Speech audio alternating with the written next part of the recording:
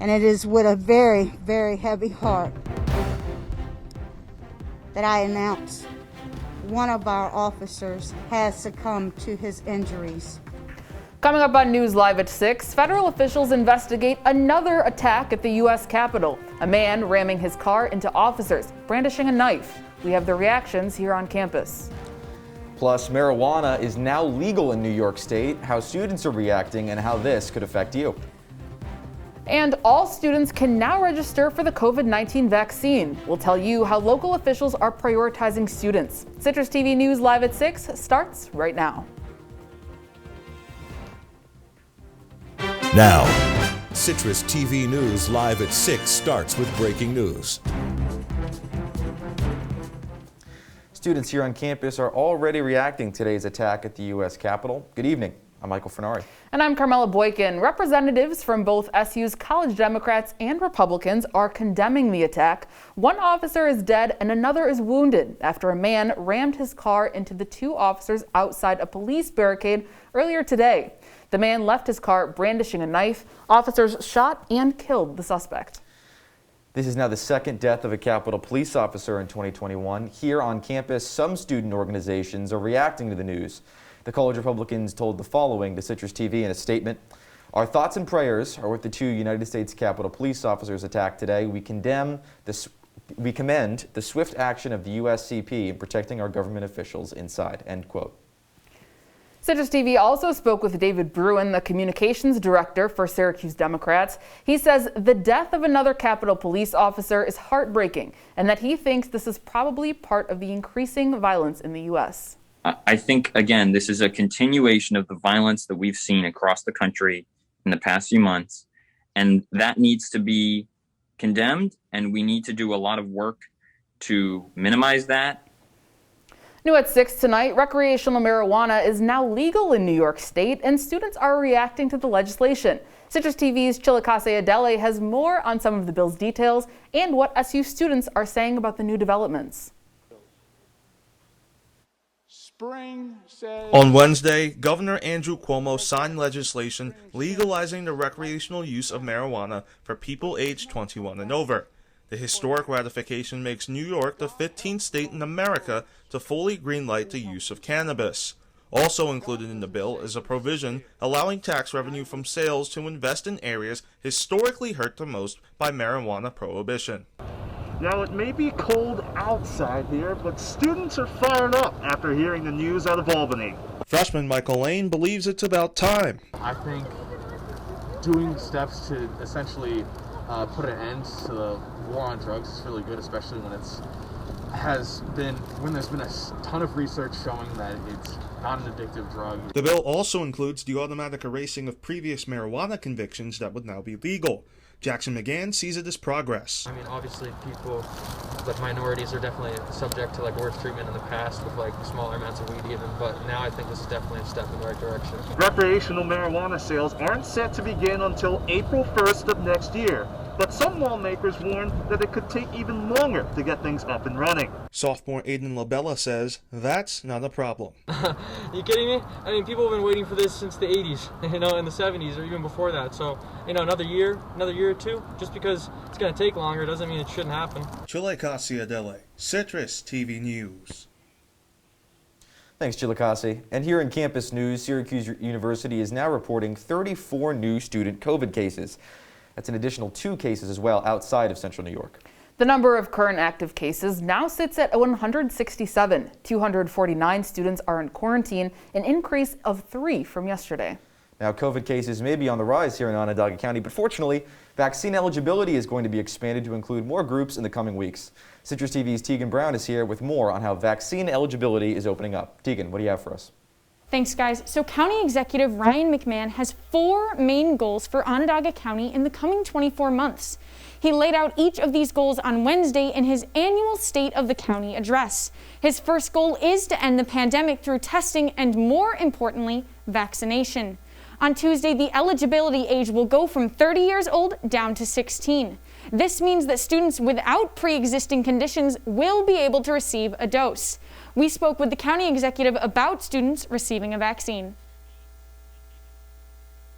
We're almost there. We're almost through this. We're going to start vaccinating students on this campus. Some have already gotten vaccinated, but we'll start vaccinating consistently on this campus in a week. So. SU has seen a rise in cases in the recent weeks. Those numbers are making a sizable contribution to the total in the county. 92 new cases today. Well reported, about 44 cases out of Syracuse. That's in this number. So that's what drove the number. So certainly we'll keep an eye on that. Next week we get to vaccinate the students in masses. There are still appointments available. You can make one online for this week starting on Tuesday. Carmella, back to you. Thanks, Teagan. A new pop-up vaccination site is opening in Syracuse. Governor Cuomo's office has announced that vaccines will come to the Boys and Girls Club on Hamilton Street next Wednesday. Appointments will be available from 9 a.m. to 3 p.m. Once you are vaccinated, the CDC says it is safe to travel. They announced people who are vaccinated can travel at a low risk to themselves. The CDC also says vaccinated individuals do not need a COVID-19 test prior to travel. And people applying for the SU Public Safety Community Review Board have more time to submit their applications. In an email to students, SU officials announced the deadline to submit an application would be pushed to April 9th. The 11-seat review board will review complaints to DPS as well as potential new policies. The board will also issue an annual report of findings and recommendations. Happening now, Good Friday services are taking place at SU's Catholic Center. We're taking a live look at their live stream. Many students are attending services remotely this year.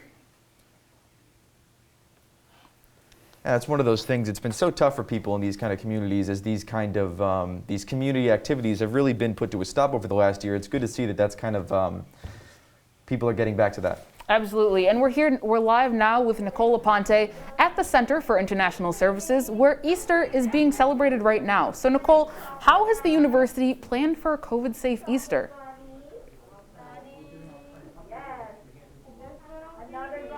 Hey, thanks guys so much. So we're actually at the Center for International Services here on campus, and they've got creative in how they are celebrating Easter here on SU's campus. So really what is happening right behind me, students are participating in a virtual Easter egg hunt, and they can even paint some eggs. I mean, I try my best, but it's not so good. But these students are participating in traditions that remind them of what being home feels like. But with COVID-19 restrictions, students cannot travel back home to their home states, and with the Stay Safe pledge, students cannot travel home at all.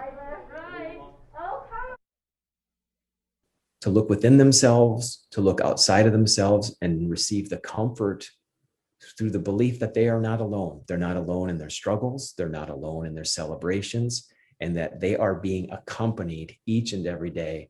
And I hope that that brings them joy in the midst of this special time. So Hendricks Chapel has partnered with the Catholic Center here at Syracuse University to have this in-person Sunday services, which is pretty awesome if I do say so myself. But we have a in-person Sunday service happening at the Catholic Center, limited to 60 people at 10 a.m. on Sunday, and then there's another one at Hendricks Chapel at 1 p.m., limited to 125 people. Unfortunately, the pre-registering links have closed for right now, but students can join from anywhere on campus, on their phones, on their laptops, to participate in these Easter services. Now, Professor Dean Conkle, he is the dean, and he really wants these students to know that they are never alone in times like these. For anyone who's at any stop of their faith journey that can, come and be able to sort of be able to think on it and, maybe participate a little bit and, meet some people and find a home. Thanks, guys. So actually, with the Catholic Association, the Hendricks Chapel has partnered with the students to do so as well. But that's all the time we have for right now. Carmella and Michael, back to you. Thanks, Nicole. Onondaga County is offering a new incentive to get customers back inside restaurants. County Executive Ryan McMahon announced during his State of the County this week the county would reimburse customer purchases at restaurants up to $100. $500,000 are being made available as part of the effort. A local restaurant consultant told us that this will mean a lot for the restaurants, still struggling to recover after the COVID-19 shutdown. So if you're sitting home going, geez, I really don't know if I want to go to that local restaurant yet. Well, now basically you're getting double the money. So if you buy a $50 gift card, they'll give you a $50 gift card. So maybe that'll entice you to go out and have dinner or at least buy carryout. You can get a gift card by buying a voucher online that is presented to a restaurant. And tonight, SU students have the opportunity to de-stress and have a fun time on campus. Students can stroll over to South Campus Kennedy Ice Pavilion for open ice skating. There will be several video game tournaments at the Barnes Center Esports Room. Plus, students can also enjoy events at the Underground and Shine Student Center. All in-person events will follow COVID-19 precautions.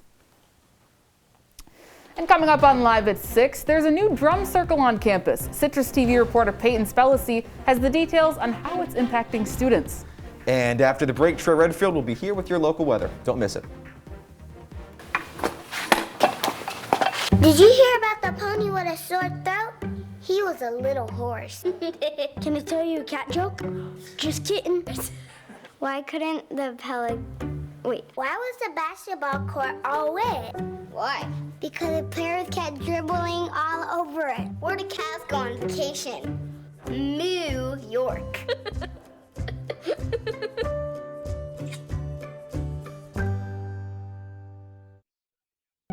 They told me a bottle couldn't dream. That I would never become a superhero.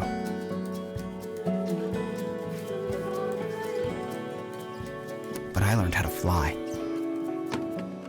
Just to come back in a new disguise and be the hero that I've always wanted to be.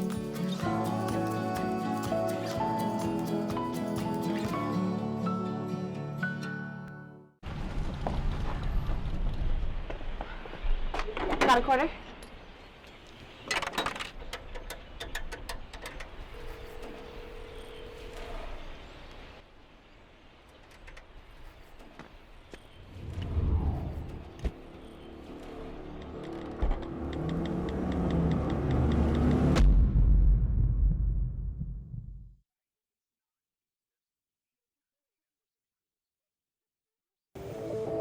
What are you, superheroes? Just four brothers who hate bullies and love this city.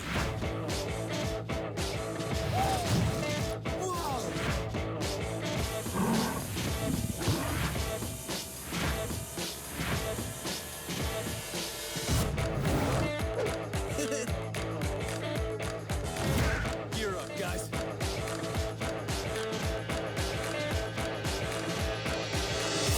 You're watching Citrus TV News with Carmella Boykin, Michael Furnari, Trey Redfield, Peyton Spellacy, and Nicole Aponte. Citrus TV News, your campus news leader. Welcome back to Citrus TV News. There's a new drum circle program here on campus at the Barnes Center. Citrus TV reporter Peyton Spellacy has more on the impact it's making on students here on campus. To someone on the outside, this might look like a group of people banging on drums for fun, but it is so much more. I came in search of just kind of relaxation, and I definitely got that. The new drumming community at the Barnes Center, Rhythmic Connections, is all about flexing your creative muscles and exploring health and wellness in a more rhythmic way. Jimbo Talbot came to Syracuse University in hopes of creating a new community for students and to help relieve stress. It lowers the blood pressure, the heart rate. It also wakes you up. It gets your brain a little more focused in a more relaxed way. Each exercise helps participants discover a deeper relationship with music, themselves, and the community, whether it is one that is more physically or mentally driven. Jimbo was able to show me one of his favorite movements he does with the group. We're doing what we call the midline cross, which is synchronizing both hemispheres of the brain. By doing that, we stop thinking, right? We're just listening and feeling. By the end of the 2-hour and 30-minute session, the students were left wanting more, each having different moments that stood out to them. That dancing moment felt really good, but also just being able to focus on my own individual self but simultaneously be able to work with others. This experience is unlike any other, and even I was able to find my very own rhythmic connection.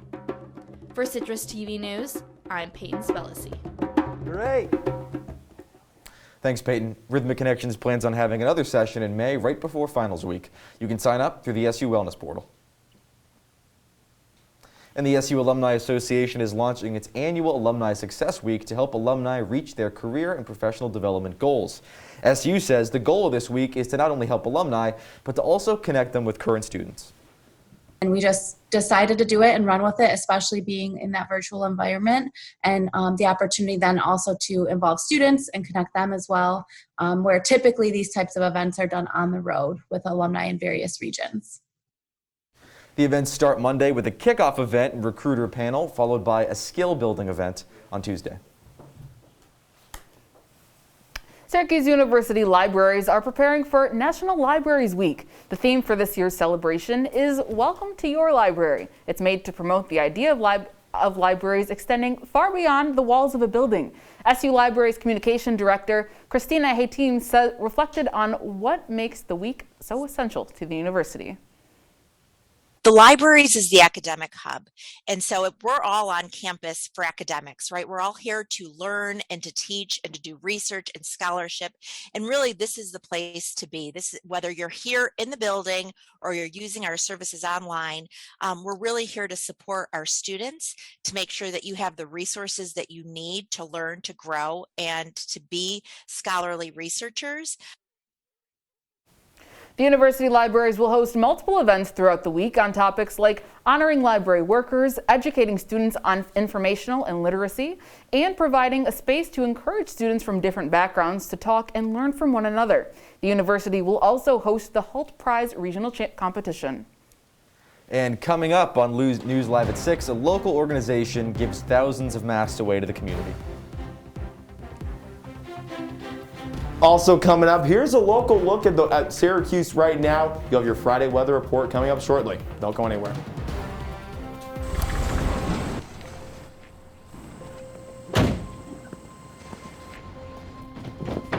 Dad, they took over my bedroom. Come on, come on. Okay, Dad. 1, 2, 3.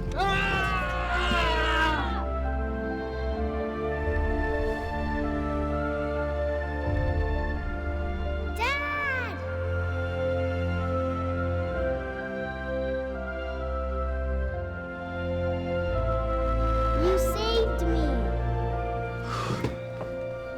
Dad? Are you okay?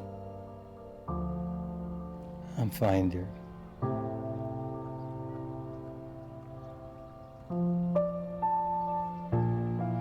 Your hero needs you now, and AARP is here to help.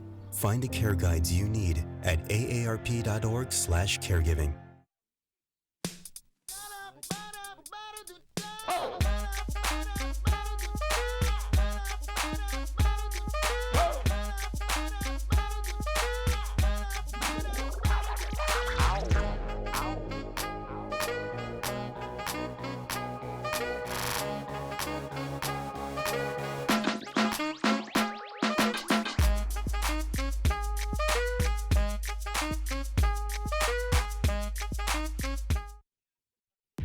From the CitrusTV Weather Center, this is SU's most accurate weather forecast. Welcome back to News Live at 6. I'm Trey Redfield with your Friday weather report. Let's take a look at what we got on campus right now. Around 36 degrees. It's been beautiful all day, but just chilly, and the wind has been slowly dropping throughout. It was in the teens this afternoon, but now looking around 7 to 8 miles an hour. Let's take a look into tonight. It's still going to be beautiful, but just a little bit chilly, around 30 degrees. 5 to 7 mile an hour winds, so it's still no clouds in the sky at all. The beautiful aspect going to be continuing into tonight. So let's look into tomorrow now. 34 degrees when you wake up around 9 a.m. Low winds throughout the day, and the temperature is only going to go up from there. 41 at noon, 47 around this time tomorrow. So no signs of rain at all. And I've heard that's a pretty good thing around here. Let's take a look at the current radar now. Absolutely perfect. No sign of clouds, no sign of rain, no sign of snow, no sign of anything. You just see it moving slowly and steadily. And someone did say slow and steady wins the race, and it looks like the race is being won right now in central New York. Let's take a look at the current temperatures now. 36 around the area mostly, and 34 in Binghamton, along with some 37s in Elmira and Rochester. Cortland acting as the outlier today, but the 5-day outlook, it's only going to go up for the highs, 52, 55, and a little bit of drop on Monday, but as the week goes along, so we're going to see some 60s coming up on Wednesday in particular, high of 63, low 43. That's all I got for now. Guys, back to you. Stay tuned for Trey's weekend weather forecast later on in the show. And Syracuse University is teaming up with United Way to give away extra face masks. Citrus TV reporter Nick Merriam has more on the impact this is having on the community. Really makes you feel good to know that our community is coming together despite differences we may have, despite some challenges that we may have.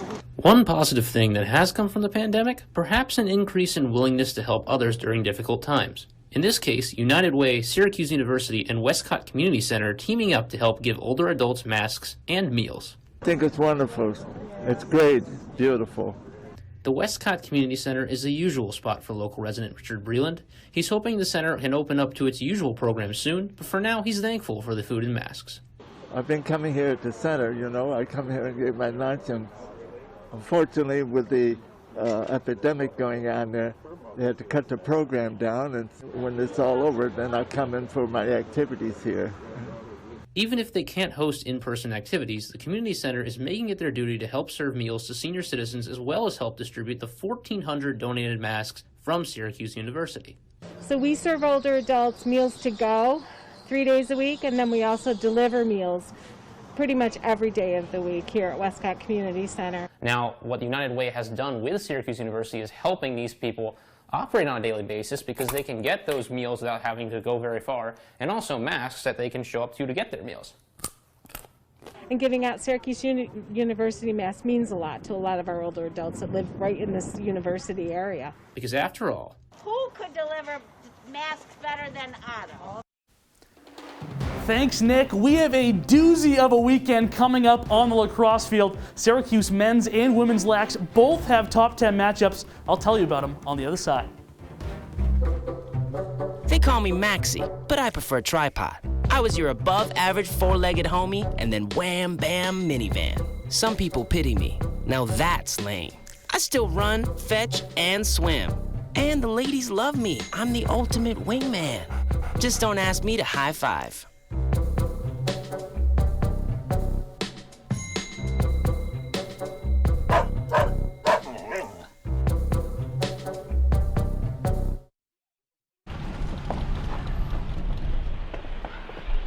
Got a quarter?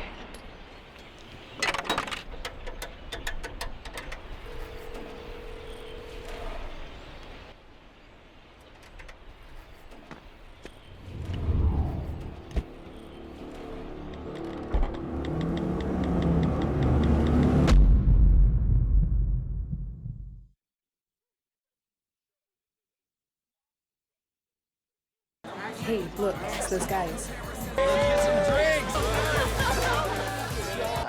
Are you good to drive? I'm fine. How many did you have? I should be fine. You should be. Go and step out of the vehicle for me. See ya, buddy. Good luck. So turns out, buzz driving and drunk driving, they're the same thing, and it costs around $10,000. So not worth it. When I was in foster care, I never knew when I would have to move. So I always had my suitcase ready to go. Then one day I was adopted. My new parents opened their hearts and home to me. My parents cook my favorite breakfast for me every morning. My parents take me on trips I never thought I would go on. They gave me a home and an even better reason to use that suitcase. My parents aren't perfect, but they're perfect for me. And now, your CitrusTV Sports Report. Basketball season is officially over here on the Hill, which means all eyes shift to lacrosse. Welcome into sports. I'm Calvin Cristoforo. Number 4 SU men's lacrosse returns home to the Dome tomorrow to face number 9 Notre Dame. The Orange and the Irish present two very different styles of play. Syracuse comes in as the number 5 scoring offense in the nation, while Notre Dame has the top defense in the country. Notre Dame also brings back with them a familiar face. SU's old friend David Lipka comes to the Dome for the first time as a visitor.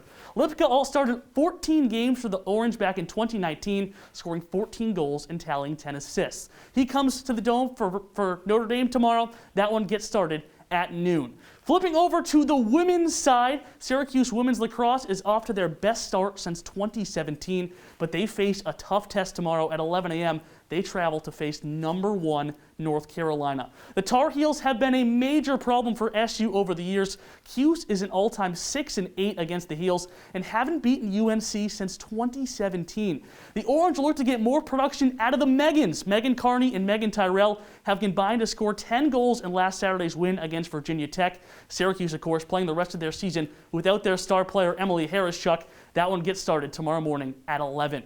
And while Syracuse lacrosse teams are on the field, the Mets will be stuck in their Washington, D.C. hotel room. Their opening day game was canceled yesterday, and their 3-game set against the Nationals has been postponed. Their first game of the season will be Monday against the Phillies, where starting pitcher Jacob deGrom will get the ball for the first time this season. The 2019 Cy Young Award winner was 4-2 with a 2.38 ERA in 12 starts last season.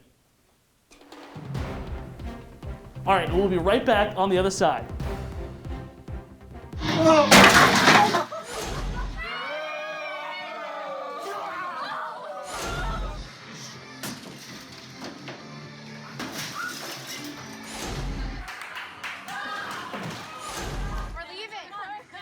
Most party fouls are pretty dumb.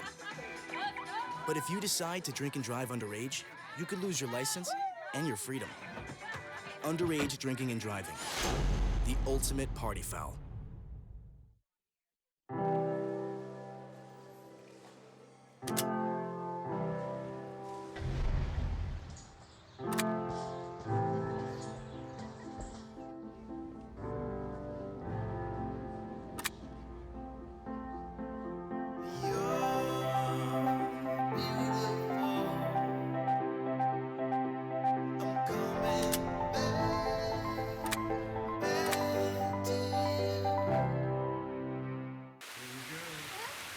Here we go.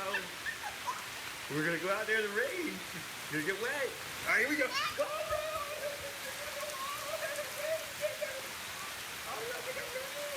Okay, quick.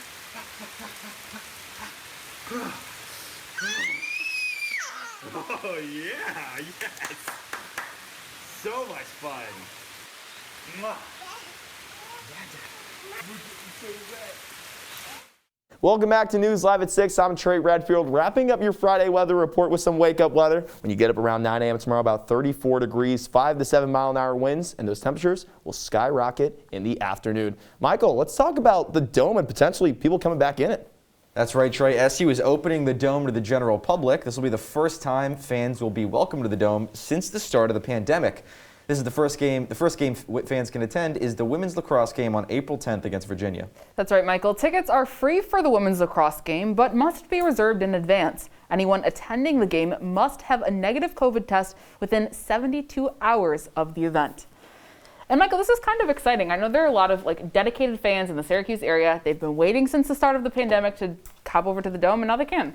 It's one of those big moments, I think, for people here in the university area. I mean, after the Buffalo Bills game started to open up a few months ago, I think people started to get a little bit of a glimmer of hope. It's a good thing to see that some of the fans, especially some of those graduating seniors, might be able to sneak into one last game before they head on out. Absolutely, one last moment. And that's all the time we have for you on Citrus TV News Live at 6. For more of the latest content, follow us on social media. I'm Carmella Boykin. And I'm Michael Furnari. Have a great night, Syracuse.